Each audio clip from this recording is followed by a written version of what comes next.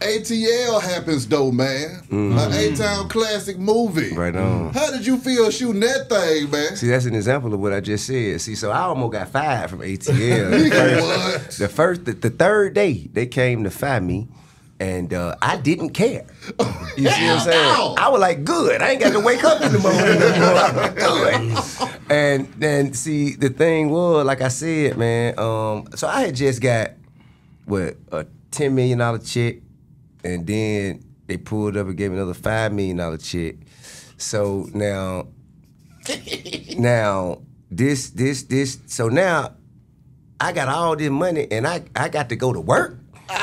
You see what I'm saying? Yeah. No, I ain't trying to do that. Yeah. Man, I pulled up, man, blowing weed out of Phantom with the first Phantom. I think, no. Big Boy had the first Phantom. He had a burgundy one. That made me want one. Okay. So I went and got a black one.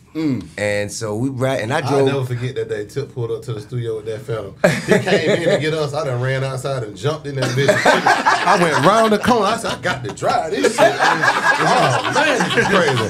He looked at me so crazy when I pulled back up. I was like, bro, we was all in that thing, boy. I just had to drive it one time. That was a moment, man. But on the way I'm supposed to be working now. Yeah. I'm supposed to be working, and I'm pulling up, blowing weed all through the sunroof, pulling up the set. And of course, you know, the other actors, they looking at me, I guess, and they like, well, he could do it. I guess, you know what I'm saying? I get this, what we doing? Yeah. And as my first acting role, it being the star of that film, #1 on the call sheet, you know, it's leadership in that. You feel me?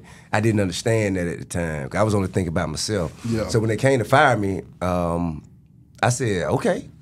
You know, and Chris Robinson was like, no, not okay. Bro, I'm a first-time movie director as a black man. You a first-time actor as a black man. You got a whole cast full of first-time actors and people who looking for the opportunity and people who this could help. You can't just shrug your shoulders and say, okay. Yeah. Man, we got Charlie Mack, Chris Robinson, and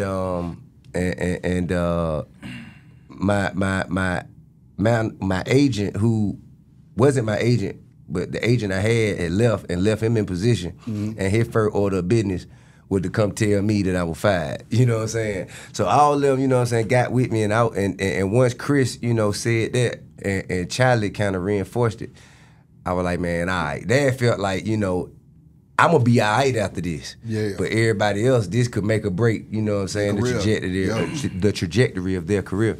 So I felt responsible at that point. Yeah. And so, you know what I'm saying, I had to straighten up. And that's what made me care about the movie. What about the money? How did the money impact all of y'all asses when you thinking, I'm getting money for rapping, I'm getting money for entertainment, and it's pretty easy and it's feeling pretty good right now? Did you have to check your ego? I never felt it was easy. Okay. I didn't either. And I didn't do a very good job of checking my ego. But y'all operating in y'all gifts though. Cause see, that's one thing. It's one thing to be working doing some shit that you ain't good at and trying to get good at it. But I'm always working though, because the better you are at it, the more opportunities there are. Because so I'm always working. I was always 3 cities in a night type shit. You know what I'm saying? We drove from Miami to Detroit. And get up and do radio in the morning. Yeah, that's what I couldn't figure out about this guy. Like, we do radio. We used to run together, but he would get up and actually complete the job. Me on the other hand, I am somewhere. They be like, what drawing? They be like, he didn't make it. I can't do it. I couldn't do it most of the time. Do radio, do the club, go party, do it again. Yeah. Sometimes some cities had 2. I'm just saying they have us at the morning show though. Yeah. Some cities I'm talking about might have to do like a sign-in. Yeah. We would have. I remember one time they left me in country somewhere. Twice. They left us in Ohio somewhere.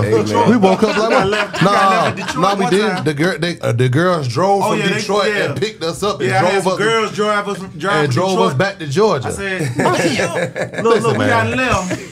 I said, I'm calling the girl from Detroit. Hey, baby, I got left, man. I got to get back to Atlanta. Yeah. We gonna come get y'all. Listen, you know, they tied us up real quick and drove us right back to Atlanta and went back.